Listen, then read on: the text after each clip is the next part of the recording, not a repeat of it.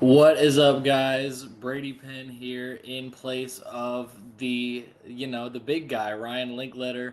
Me and my boy Dan Loya here for a post Sunday stream. We had a lot of really good games here today on Sunday. And Dan, I'll let you start us off here. What was the most intriguing part of NFL Sunday today for you? What was your biggest takeaway or team you were most impressed by? Anything of the sort? Oh, yeah, you're muted. Hold on. You gotta unmute yourself, Dan. There we go. Yeah, sorry, that's my fault. Yeah, it's a good question. Now you're Thanks good. for having me on. Good to be on for the Blitz Sports Media fans. But no, I think today I guess the takeaway is the Seahawks. Seattle went on the road against Jacksonville, got a big win. Mike McDonald, head coach, improves to 10-1 on the road. So impressive record for him, and then also Baker Mayfield. So I guess I'm staying in the state of Florida. Baker Mayfield had a big win at home against the 49ers, and I think he's a strong case for MVP right now. He's looked great Yeah, through 6 weeks. I agree with you. I think that right now, I just tweeted this with the way that the Lions look tonight and the way that. Before I talk about the Bucks, let me just get into the Lions. We'll talk more about the Sunday night game later. But I just want to say, like, Yeah, I think that Dan Campbell is a pretty good coach. I think that Jared Goff is a good quarterback. He's one of the 15 best quarterbacks in the league, maybe 12, maybe 10 to some people. And we've got a fight here at the end of Sunday Night Football as I'm looking up. I'm not sure what's going on, but a big brouhaha going on post game grit. in the middle of the field between some Chiefs and Lions. But the Lions, it just seems like they don't show up in the biggest games. Like 2023, Dan Campbell, kind of sells the Lions short. They end up losing that game to San Francisco when they had a big lead. Jared Goff and Dan Campbell falter down the stretch and lose that. And then last year, divisional round, coming off of a bye, you've got Washington at home. Dan Campbell, Jared Goff, and the defense falter in that one. And then a game like this against the Kansas City Chiefs, where you've got a chance to really make a statement. A lot of people, including myself, had the Lions number one in their power rankings last week. And you kind of feel like you're riding high. And since that Green Bay game, you've taken it to a new level. You got a chance to go into Arrowhead and get a big time win against the premier franchise in the league. And you just lay an absolute turd in their stadium. And I'm a little concerned with them, but the reason that I bring them up before we talk about that game later on is to prompt what I tweeted before or at the end of this game, and that is that I think that right now the Bucs seem to be the best team in the NFC right now. And I think that it's tough to argue against that, especially seeing what Baker Mayfield did today against a one-loss 49ers team. Yeah, Even if it is Mac Jones at quarterback, you see Baker going. He loses Emeka Egbuka in this game. He had no Bucky Irving in this game. He had no Mike Evans in this game. Just dealing with injuries, and Baker Mayfield continues to just make plays. And it looks like it was Brian Branch that started this scrap here by not dapping up Mahomes, and then him and Juju got into it, and then you got both teams just going at it here on the field. It looks like it cleared up now, but yeah, I kind of want to hear your thoughts. Maybe expand a little bit. You mentioned Baker Mayfield is yeah, potentially the MVP favorite right now, and I agree with that. Especially, I mean, you see he didn't have to have a game-winning drive today, but he had a game-winning drive, I believe, every week before this week, yeah, this season, except for the loss against the Eagles. And I mean, he's playing out of his mind without his full array of weapons. yeah. Absolutely. I mean, everybody's hurting on that team, and it just seems like every year we go into the season and we just count them out. We say, "Oh, Atlanta's going to win a division. The Panthers are going to take over. Whatever." But each year, I mean, how many seasons in a row have the Let's Bucks go won Bears! the AFC North Let's go Bears! or AFC What South? up? Oh, look at this guy. Look at What up, that. boys? We are What's we are good? live at Arrowhead right now, outside of the stadium. I was like, Let's go Bears! Hey, if you guys are going live in 30 minutes still, I might hop on chat, but let's just say took care of business today. Clean football today. The front four stinks for the Chiefs. Baker Mayfield, early MVP candidate. Hey, there Three we and go. three. Rasheed Rice comes back next week. I will join later. Hope you guys have a good show. all right, Drake May. Drake May is a dog. Don't listen to David. Don't listen to David. Drake May is a dog. All right, I'll see you All guys right, soon. all right, Ryan. We'll see That's if we awesome. get a little bit more link later on. But Dan, continue with just kind of your thoughts on the Buccaneers and where you think that they stand whole picture in the NFC right now. Oh, I mean, they're among the heavyweights. That's what I think. I think just like I alluded to, we continue to count them out, and they deal with injuries, and they just know how to bounce back. And Baker's playing some great ball, right now, and he's throwing to guys that a lot of people don't know. So Yeah, he definitely. just continues to step up, and I'm really impressed with that team. I agree with you, and it's funny to think back just on the trajectory of Tampa Bay Buccaneers football over the last 6 years or so. You get Brady to come in, you win a Yeah, Super Bowl with him after being the worst winning percentage franchise in North American sports up to that point. You have Brady kind of do his thing over 3 years. Brady leaves, and you fire Byron Leftwich, the OC, and at that point, it kind of looked a little bit bleak for the Buccaneers, and they take a flyer on Baker Mayfield, who saved his career possibly with that one game in LA with Sean McVay Thursday Night Football against the Raiders. against the Raiders, and Yeah, I will admit that even I was like, man, I don't think Baker Mayfield's I think he's going to be a stopgap, a bridge guy for whoever they end up taking.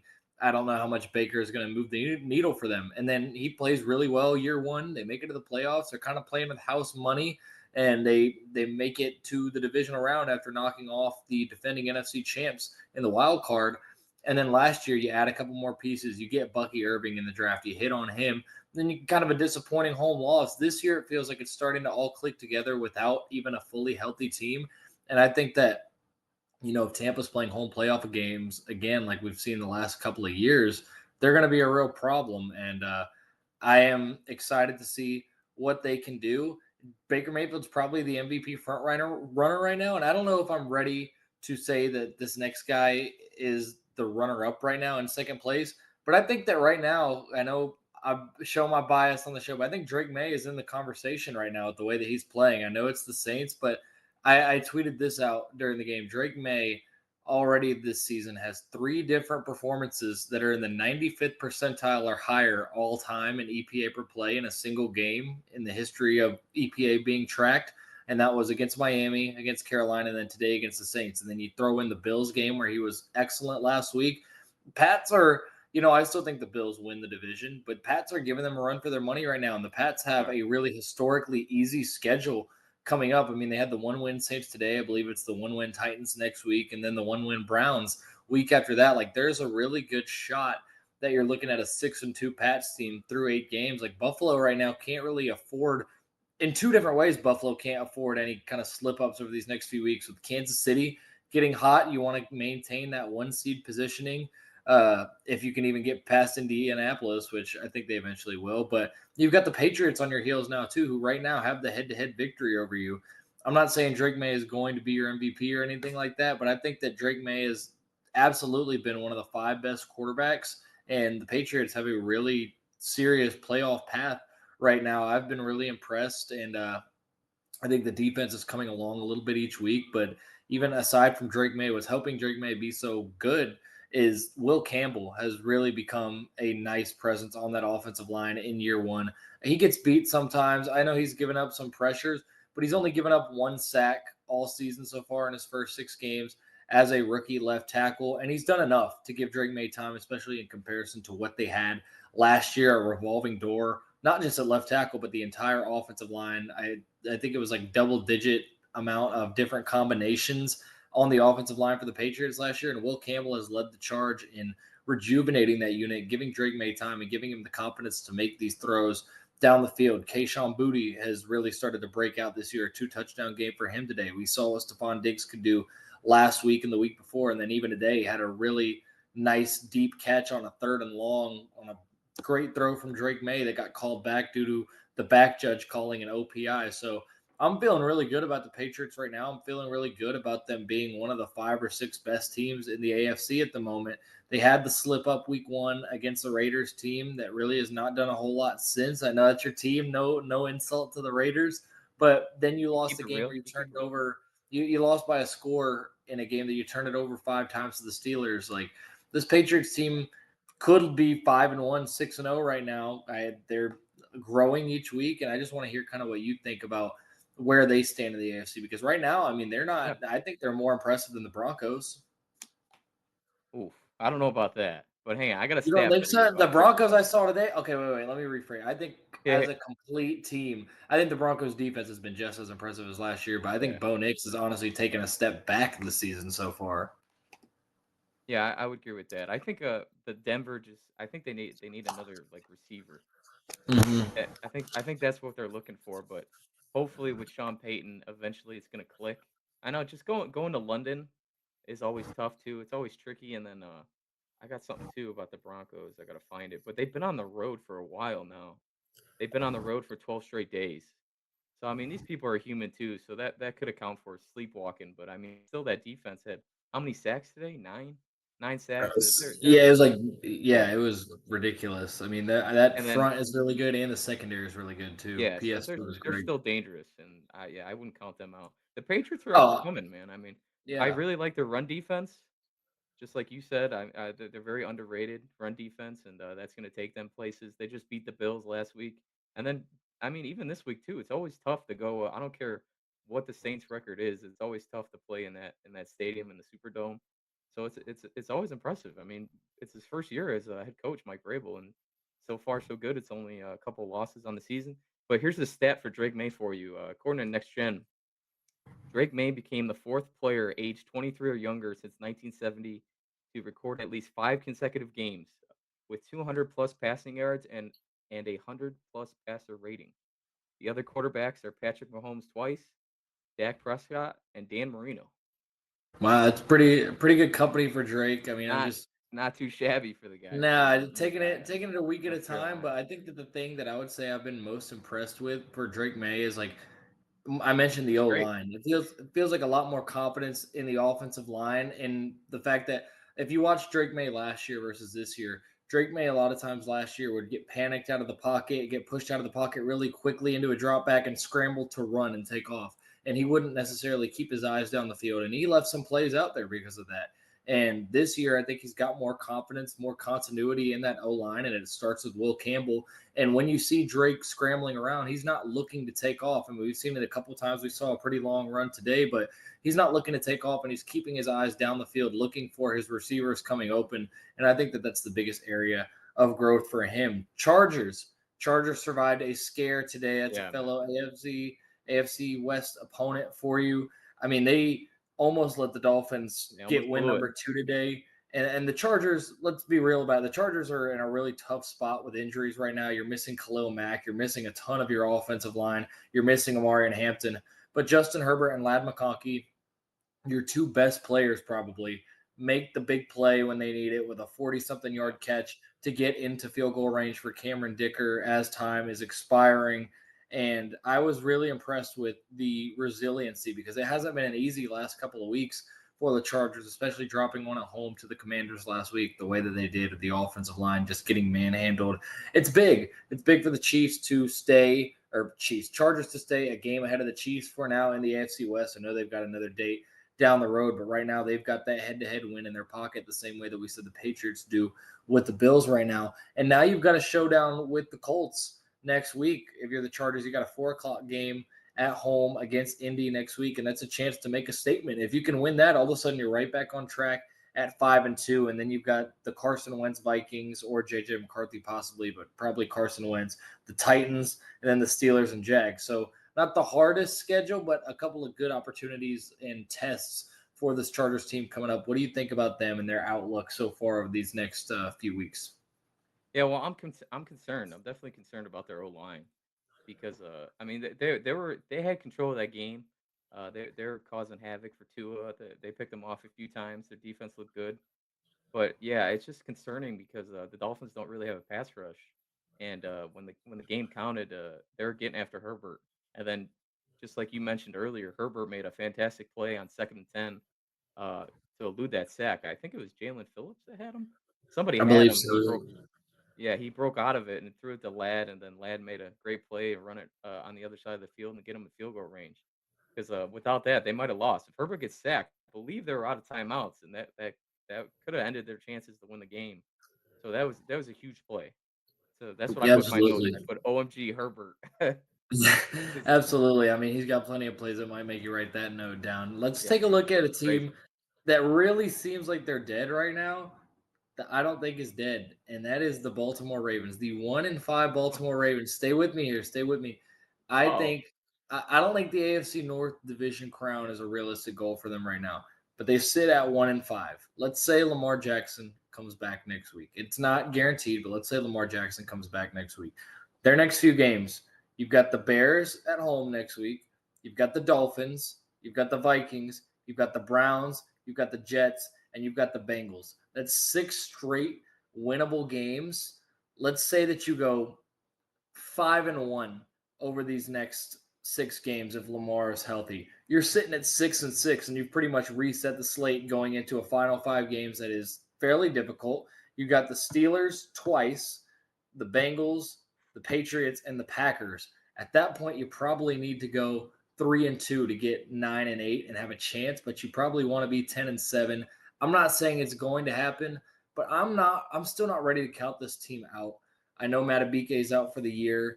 I know that the defense has been really bad, but the defense even stepped it up today. I know Puka Nakua got hurt, but the Ravens had their best defensive performance of the year so far and kind of held Matthew Stafford in check, even though the Rams got the victory. I'm not.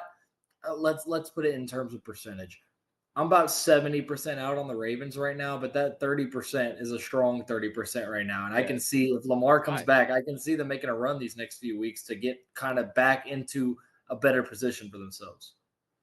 Yeah, just the only unfortunate thing is they're 1-5, and it's just they have to play perfect the rest of the way. Right. That's kind of the bed they made themselves this year, and it's gonna be tough. I don't know. I don't think they're gonna win the division, but it's just like it's not even gonna be on just Lamar. Even if Lamar puts up 40, like is that defense gonna stop anybody? I don't think Yeah. so. It's tough right now, and then it makes me think too. The trade deadline's in 2 weeks. Are they gonna would they trade Derrick Henry? I don't know. Interesting. Interesting. I Get mean, rid of him? I I doubt it, but I could see it. Like I don't think that's an unrealistic thing to ask about and to guess. Like, could they do it? Like if they lose the Yeah. next game or two, it becomes even more realistic to talk about. We mentioned this team a minute ago. I want to talk about the Colts. Colts found a way to hang on. There we go. Jacoby Brissett coming in as the backup for the Cardinals, and they hung around. I mean, 320 yards Yeah. passing for Jacoby Brissett. But Jonathan Taylor with another 100+ yard game. Jonathan Taylor right now to me is your front runner for offensive player of the year right now. I mean, he's been phenomenal for the Indianapolis Colts team. And I don't know how long this is what's so tough for me with Indy. I like Indy's roster. I think their defense is all right, but I think Jonathan Taylor's great. I think that O line's pretty good, and I think that their receivers are pretty good. I don't know. I have not been ready all year to jump on Daniel Jones being a long term thing, and I'm not sure how long this team's going to be able to ride the lightning with Daniel Jones. I mean, they look really good, and I think they're going to make the playoffs the way it looks right now. But I don't know if you share this with me, Rich or Dan. Sorry, not Rich. I was reading Rich's name off the pick sheet, but I don't know if you share this with me or not, Dan. But Yeah. I still can't fully buy in on the Colts yet because of Daniel Jones, and it might be unfair to him. It might just be that New York sucks and it's impossible to play well there. But I'm still like, man, the Colts look good, but what do you think? No, they're a good team, man. They are, as long as they stay healthy. I just think, yeah, you gotta wash that away because obviously that offense revolves around Jonathan Taylor, and that's the takeaway from me today. I watched a lot of that game. Obviously, cover the Cardinals for the site. Yeah, the Arizona Cardinals had no answers for Jonathan Taylor today. It just seemed like whenever they ran the ball, he was getting 5 yards, and he had 5.9 yards per carry today. So 123 rushing yards on 21 carries. Yeah, he looked great. Daniel Jones, he made some big time throws. He did throw one interception. It was a bad one to Mac Wilson, the linebacker. But other than that, Daniel Jones was solid, and that offense is just it's high powered. It's just Shane Steichen's got them going, and then also rookie of the year. I don't know who's leading, but Tyler Warren should be up there because he's one of the best tight ends right now in football. He's great. He's such Yeah, a weapon. He can do everything. Yeah, he's a mismatch for them, and they just have they don't have like an alpha. I would say. I mean, Warren could be their alpha receiver, but out wide, they don't really have that guy like a Jamar Chase, Justin Jefferson, etc. you know what they They got remind so me many. of? They got so many solid guys. Yeah, they got guys they that dish it remind out that can me play.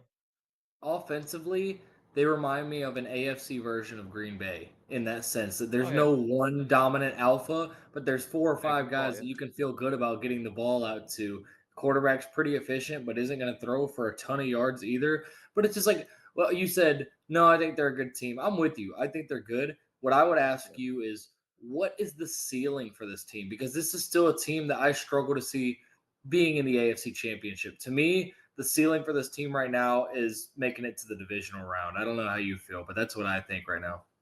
Well, no, if they keep running the ball, I mean, the ceilings is high as high they can take it as long as Taylor gets healthy. Because Taylor's been dealing with injuries, right? Like the past couple of years. Yeah, he's been on and off Yeah. health wise, but it is funny. So Like it I kind of thought he gotta was stay healthy. unhealthy last year, and I remember when I was doing my preseason predictions, like I didn't remember Jonathan Taylor being crazy last year, and then I looked. Jonathan Taylor last season had the quietest 1,400-yard season I think we've seen in the NFL. Nobody talked about it. Yeah, it's crazy. Yeah, because I don't think the Colts were that good this year. They're They always were really not. scrappy. Yeah, And by the but no, way, what kind of indictment is it on Anthony Richardson that remember Daniel Jones was announced as the starter and everyone was talking about, oh, this is just Shane Steichen trying to save his job. He's trying to get last ditch effort. Well, he has saved his job. I don't think he's yeah, he going saved it. anywhere. And I mean, Anthony Richardson, this offense looked completely incompetent with him running it last year. I mean, he was last in completion percentage. He was last in on target percentage, according to PFR. He was just really, really bad. And this offense is really, really bad. And now you put in Daniel Jones, who really has never been considered a top 15 guy in the league. And the offense is humming. And maybe he is a top 15 guy again. That was just in a bad situation where the Yeah. future will tell us. But how bad does this look for Anthony Richardson? Like, not to dunk on a guy while he's down or anything, but I just want to hear like it's crazy. We didn't think there was going to be this big of a difference, and it's been night and day between these two. Yeah, well, just the thing with Richardson is he's got to play, and unfortunately, he just hasn't stayed healthy these past couple of years.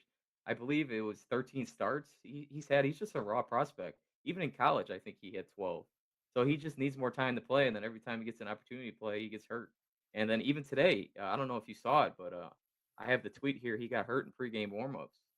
So Yeah, with the band, he got hit in the eye with a band and got an eye injury in warmups. yeah, well, Schefter reported that he fractured his orbital bone.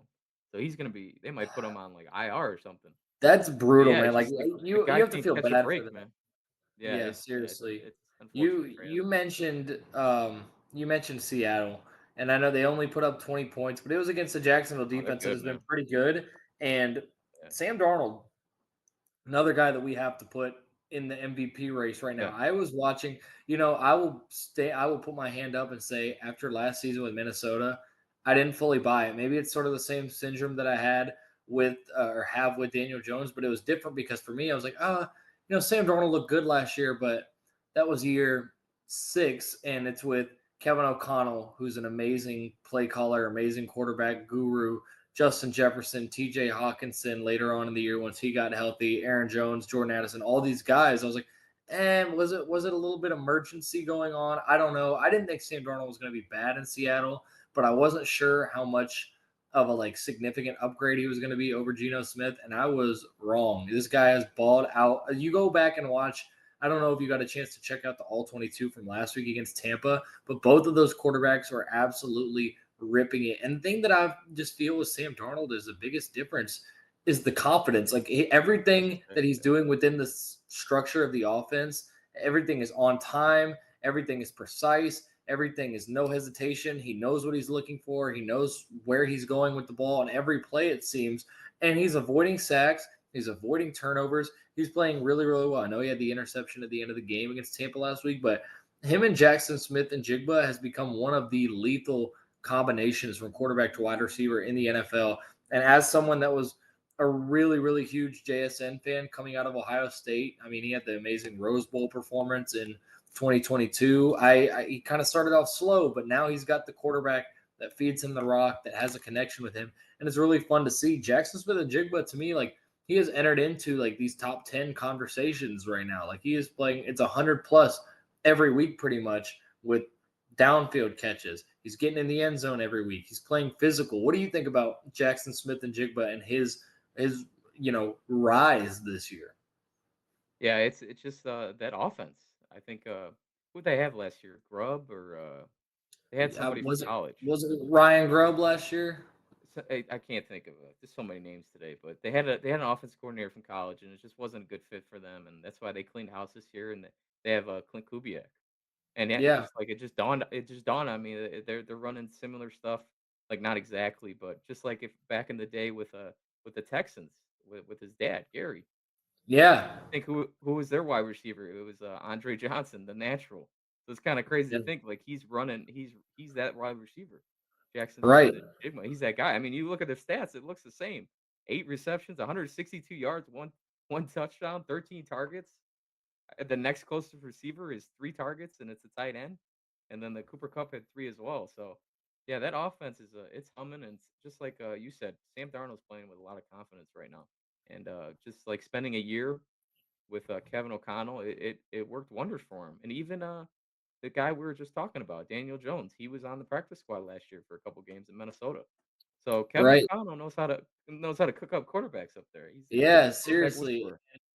And I mean, the other thing, Clint Kubiak, look at last year. I know the Saints kind of fizzled out, but he was over there in New Orleans. First few weeks, offense Yeah, was versus yeah. absolutely letting it rip for the Saints last year. It was 40 plus points each of the first 2 weeks. And that was with very, very limited personnel. I mean, it was Derek Carr on his last Mhm. legs, an older Alvin Kamara, Shaheed, who ended up getting hurt, Alave, who ended up getting hurt. Like we saw the flashes of what Clint Kubiak can scheme up. And I don't even think we've seen the heights that they can reach in the run game yet either, and that's what makes this team Yeah. dangerous. I mean, the NFC West is legit. Rams found a way to win today, but they've been kind of sketchy the last couple weeks. I do believe that they'll get it down. I mean, they were sketchy for a lot of last year and ended up winning the West and going to the divisional round and nearly knocking off the Philadelphia Eagles. I think the Seahawks, Niners, Rams, all really good teams, and Cardinals are Yeah. by no means a bad team. They're just not No, quite they're the same. not, but So that's a really fun division. A team that's kind of come back to life and kept their season alive the last couple weeks is the Carolina Panthers. Panthers with a walk-off field goal today against the Dallas Cowboys. Bryce Young with a 3 touchdown game. Rico Dowdle has been phenomenal. 200 great. plus all-purpose today, almost 250 all-purpose yards. You take a look at what he did last week with 206 rushing yards and then 28 receiving yards. Rico Dowdle has been, he had a good year last year in Dallas, but I don't think anybody really like batted too much of an eye when he signed with Carolina. But all of a sudden, like he has played really, really well, and that's without Chuba Hubbard really being 100% this year and doing what we saw him do last year when he's been on the field. But Rico Dowdle in a revenge game against the Cowboys, if you want to call it that, kind of had that chip on his shoulder, like, oh, they didn't want me back. Um, I mean, Carolina, Dave Canales, these guys they're not dead yet. I mean, all of a sudden, what the Falcons are 2-2. If the Falcons lose to the Bills tomorrow on Monday Night Football, Panthers jump into second place in the South. Yeah, just, yeah, I think for me, that was the upset of the day. I took Dallas, and, just, I thought that Dallas would be better against the run. I mean, that's why they brought Kenny Clark. They traded Mika Parsons, but they were awful today. And Rico Dowdle 2 weeks in a row. Last week 206 yards. This week 183 rushing yards. So it's back to back weeks. Panthers get a dub, and they have a guy rushing for over 180 yards. So that's kind of their identity. They want to do that, and that's what I thought. I thought, 'cause, it just put the Cowboys, towards the end of the game, they had an opportunity to put the game away. I know Dak missed the tight end, on the right side of the end zone, and they had to settle for a field goal, and then but, yeah, they ended up just kicking a field goal, tie game, and, Bryce Young and company were able to drive down the field and milk down the clock, and that was it. Just yeah, Yeah, Dallas doesn't have a defense, and, Carolina, if you let them run the ball, that's what they wanna do. absolutely. And I will say on the losing side of this, Dak Prescott has been playing at that MVP type level. His team won't be good enough for him to be in that discussion at the end of the year. But Dak Prescott is playing some of the highest level football that I've seen him play. 3 touchdown, no interception day to day, 124 passer rating. And he was not the reason they lost this game for sure. They put up No, I 27 points and they only ran for 31 yards as a team. They couldn't stop the that run and they couldn't run the ball themselves. yeah, that's I think the most shocking thing. They're one of the top, like, top 3 in a running efficiency heading into the game. So I really wanna know what happened because 'Cause they weren't down at all. It was like if they were down, it was by 3 points or so, and, I don't know what happened. Yeah, because they really wanna run the football, and 29 yards for Javonte Williams is, not what I expected today, so that's huge. Right. And I'll say also, I was not sure exactly how the George Pickens thing was going to go in Dallas because Oh, George yeah, Pickens he's is a awesome. supremely talented player. Kind of never really had the quarterback play in Pittsburgh, and also had a lot of kind of head case stunts that he pulled. I mean, you saw him pulling up late to the game in Kansas City or against Kansas City on Christmas last year, and beefing with Mike Tomlin at times and not giving full effort. And I still think that some of that stuff is there, but I don't think you're seeing it as much right now because he's getting 10, 11 targets a game.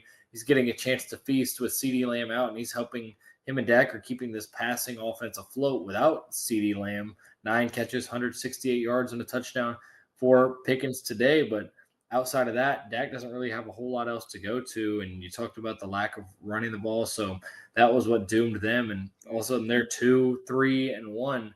And Commanders and Eagles both look, even though the Eagles have struggled lately, both like a step ahead of the Cowboys. And I don't think that this is a playoff team in year one with Brian Schottenheimer.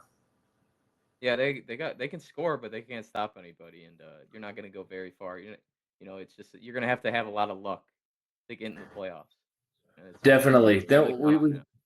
we've got your team to look at here. We've got the Las Yeah, shout Vegas out. Raiders.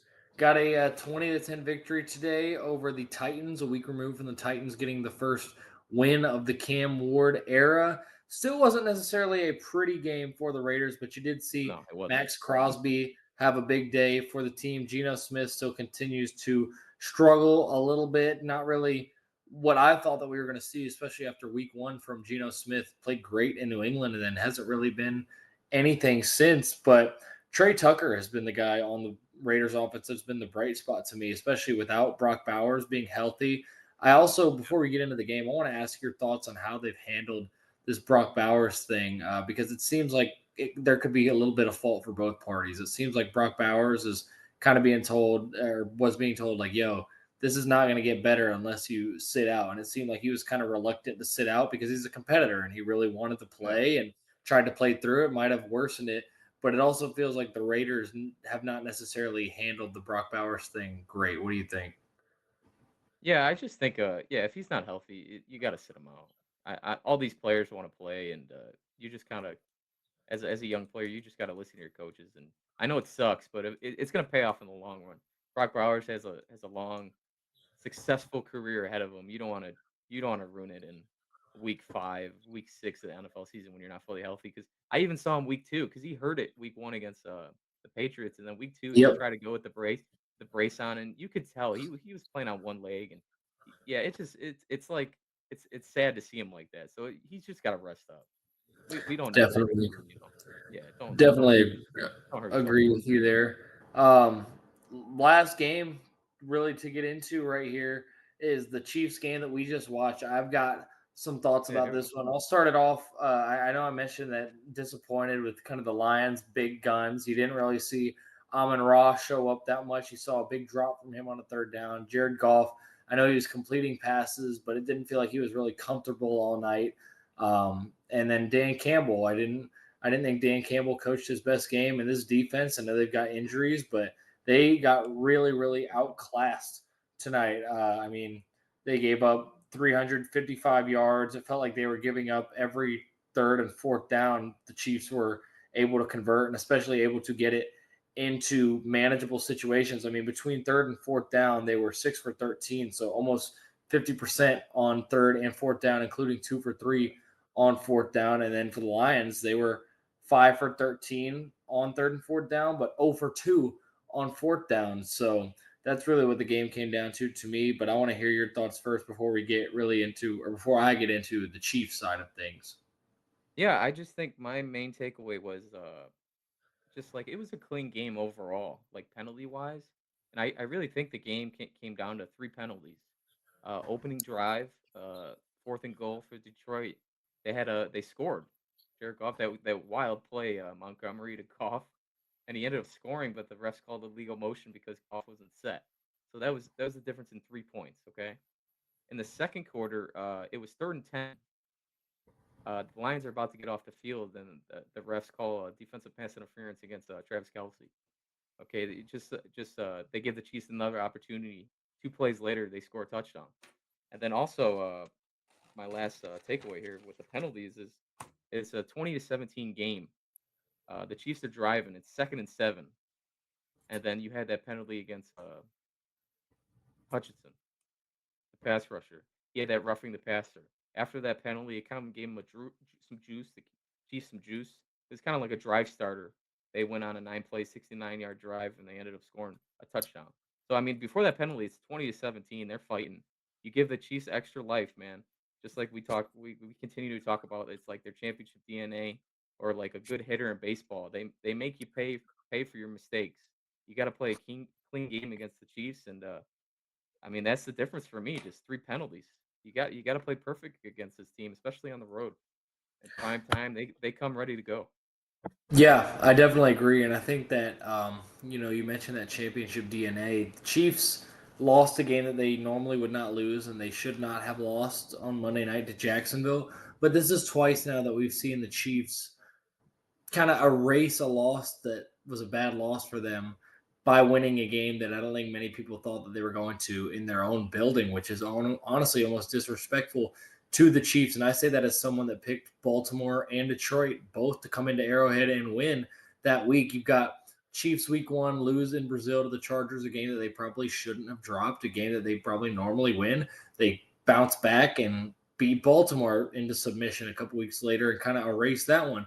Last week, the game at Jacksonville, they lose that one. Bounce back this week against a lot of people's number 1 team. And I think the Chiefs, you're sitting at 3-3 now. You probably want it to be 4-2 or better with Rashee Rice coming back, but it's absolutely manageable. The schedule's getting a little bit easier here over the next few weeks leading up to that Bills game in November that you're going to get that could be really, really huge for home field advantage in the playoffs. But the Chiefs are still, in my eyes, the Super Bowl favorite. And that's because they've got Rashee Rice coming back, who I think people forget how great he looked before that injury the first 3 weeks last year. Mahomes was just peppering him with targets, and that was before Xavier Worthy got really into the flow of the offense. And remember, Hollywood Brown also was not playing at that time.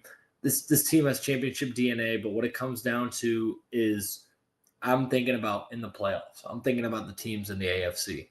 Am I picking the Bills to beat them? I'm personally not. Bills are 0-4 in the playoffs against these guys. There's no reason for me to think that it's going to be any different until it actually happens. The Chargers, too many injuries, and I don't think they're there yet. No. Ravens, they're probably out of it. I'm not Oh, taking no. them. No. No. Patriots, no. Broncos, no. I think they're still the best team in the AFC, even sitting at 3-3, even if they don't get the 1 seed. I think they beat Indianapolis if they play. And then you look Oh at the yeah, I was gonna say the Colts. I was gonna say the Colts. The Colts who gave him a run. Yeah, I think Colts could give them a good game, but when it comes down to, well, a lot of times I feel like what it takes to beat the Chiefs is being able to out execute them, and you have to either out coach them in the game and or your quarterback has to outplay Patrick Mahomes, and that's a lot of things to go in favor of Indianapolis. I don't think I would not predict to, but then you look at the NFC and I think the Bucs could give them a serious run. I mentioned I think the Bucs right now are the best team in the NFC, the way they've played through these first 6 weeks. Eagles we've seen are capable. If they played again a second time, do I think a team is beating the Chiefs twice in one season? I don't know. I don't think we've seen that. Besides 2018 when New England beat them in the regular season and then in the AFC Championship. But I don't know, man. It's just the Chiefs are so hard to count out. And I know a lot of people love to do it. And I don't understand for all these people that really hate the Chiefs, why do you give them in the media so much bulletin board material, so much like chip on their shoulder material to be like, oh, they think we suck? I mean, I saw it as a Patriots fan, saw it plenty of times where people in the media would be ready to write off the Pats after a tough start, or they'd be ready, Yeah, I oh, was gonna Brady say. sucks now. Like, I Yeah, remember yeah. 2014, the year that New England eventually beat Seattle in Arizona in the Super Bowl. They were 2-2 after 4 weeks, and they got blown out by Kansas City on Monday Night Football. And Trent Dilfer on ESPN said, the New England Patriots, let's face it, they're not good anymore. And then the Patriots rattled off 10 straight, went on to win the Super Bowl. Max Kellerman, 2016. Oh, the clip is going to hit Tom Brady in short order. He can't do it anymore. So many times people did that to the Patriots, and I feel like the Chiefs, the longer their dynasty goes on, the more parallels you can draw between that Patriots dynasty and the Chiefs' current dynasty. and it's really interesting because people just love to poke the bear with Mahomes, and it like hardly ever works out. And all of that rant is to say that the Chiefs, to me, are still the team to beat in the NFL. Yeah, well, I'm happy you mentioned that because I was gonna bring it up after you talked because it just reminds me of the Patriots. Just like whenever the Patriots started slow, they were say 2-2, 2-3 after a couple games. They didn't look as good. People would write them off, and it was just like, guys, it's a long season, and just like Belichick would always say, like the season doesn't start till like after Thanksgiving. Like that's like you got to win in December. Those games matter. Like they kind of these games I wouldn't say they treat it like the preseason, but they gotta learn. They're trying to find their identity as a I team. was gonna say Julian Edelman used to say that September and October is the preseason, and the real games don't start in Foxborough, like you said, until Yeah, November. Like, that's how it was. Yeah, yeah, man. I mean, and I just think it's funny because it's kind of similar with the Chiefs, man. And yeah, I mean, it's that's all the that's the thing with their similarities. offense is they're kind of finding something with their offense right now, and then it's only going to get better because they got Rashid Rice coming back now. But they definitely found something on offense. They found their identity. It took them 6 weeks, but they've been good for the past 2 weeks. Yeah, It took they've them been 2 really weeks, good and, since that. they're solid now. Yeah.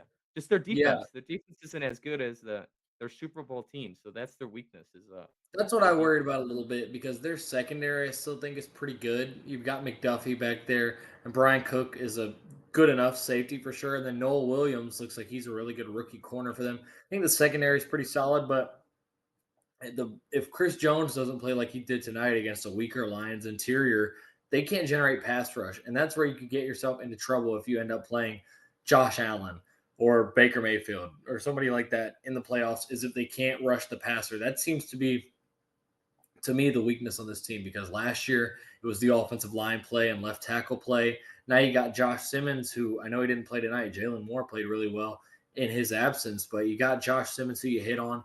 The O line still looks really, really good this year. Obviously, you've got the quarterback. You're going to have the receivers once Rice is back. You've got the secondary, as I mentioned. Your run defense is really good. I think it's just all about being able to rush the passer. And we've seen before in the playoffs that when the chips are on the table, Spags knows how to dial up the right pressure. Yeah, that's So it. if I'm a Chiefs fan, even though I'm only 3-3, I'm feeling pretty good right now about where my team stands among the rest of the NFL. Absolutely. But I I mean, you think saw Ryan tonight. You saw Ryan. He's feeling good. yeah, yeah, and it's been kind of a roller coaster for them this season, right? Because you get the 0-2 Yeah. start, and then you beat the Giants in kind of an ugly game. You're like, I'm still not sold, and then you beat Right. the crap out of Baltimore, sitting there 2-2. Game starts great against Jacksonville last week. You're like, hell yeah, we're about to be 3-2. You blow it in a really bad way, but you keep me and you both keep mentioning that championship pedigree, and it's like the fact that they can lose a game like that in such a devastating way in a game they had no business losing and bounce back and take care of business against one of the best teams in the NFL the next week just shows you like this team does not fall to the outside noise. They're very resilient. And honestly, this felt like we keep comparing the Chiefs and Patriots. This felt like the we're on to Cincinnati The game same. back in It's the 2014. same. Yeah. It's Like dude. It's scary how similar it is. And I the don't know if like people quarterbacks, the realize it. coach, Yeah. the It's defense is making big plays. Like it's all there, and it's I will admit, even times of last year, but especially in the past, like I was a big time Chiefs hater, doubter for a long time, mainly because as a Patriots fan, you kind of sit there and you're like, oh, we're the dynasty, and once you see this team win a couple, you start to feel a little bit threatened. I feel like a lot of people do, and it took me sitting back and realizing like, man, I am secure in what my team did. I'm secure in what Tom Brady and the Patriots did. I just need to appreciate how good this team yeah. is because there are a lot of people that like to sit there in circles that I'm in, and Patriots fans and Brady fans that like to discredit Mahomes overly and act like, he's this and that. He's not that great. This is a weak era. Oh, Andy Reid. And I don't like it. I mean, when I was 2021, 2022, I used to troll and get into stuff like that. But now I just realize, Mahomes is one of the best quarterbacks to ever do it. Andy Reid is one of the best coaches to ever do it. They've got a squad. Travis Kelce is one of the best to ever do it. And you just kind of have to appreciate what they're doing. I don't root for the Chiefs. I'm not a Chiefs fan. I No. haven't converted all Yeah. the way Hell there, but no. I can appreciate how good they are at football. And realize that they're going to be a tough team to beat, but they're Yeah, my favorite right now. yeah, just real quick. I mean, I just think we got to realize like these guys aren't going to play forever. And I think Right. that kinda gets lost in, like, the comparison. It's just like, why are we comparing, like, Brady and Mahomes, whatever, etcetera? Just enjoy it. I mean, like, years from now, man, we're gonna be old, gray, talking to our grandkids, like, "Man, you know how awesome Patrick Mahomes was to watch, and, man, you guys missed Yeah. out." Like, It's just enjoy it, hilarious man. I mean, too. it's crazy, man. I mean, The these guys are two so good, and, like, we're taking Mahomes for granted. It's just like, "Oh, he what did he throw for tonight? Over 300? Missed 4 I passes?" think he Like, had "Oh." about 300 all purpose with He 4 all purpose he had touchdowns. Like 257, 3 touchdowns, and we're just like, "Okay," that's I mean, if somebody else did that today, then we'd be saying they're amazing. So, just like it's right. just another day for 'em. So it's Right. like, And yeah, man, I just think appreciate it. it's funny that the two fan bases duke it out between Brady and Mahomes and Patriots and Chiefs because you look at how Tom and Patrick's like personal relationship is, and they both like praise each other nonstop and talk about how great the other one is and like are really close. So that's always been a funny thing to me as well. Yeah, Baker Mayfield threw for 256, 2 touchdowns. He's MVP, then Mahomes did the same exact thing, we didn't mention him. Right. Point. Right. That's it. Well, it looks like we're not going to get any blitz link here Oh, tonight, he's but not joining? Okay. we appreciate all of you guys hopping on. Dan, always good to sit there and talk ball with you, and glad that we were able to kind of pinch hit for Ryan here tonight and take the reins. And hope everyone enjoyed the show. We'll have more Blitz Sports Media content coming out later this week. But until next time, Dan, for you and me, I will be signing off and hope that all of you have a great week. Monday Night Football doubleheader coming up tomorrow night. We'll see y'all later.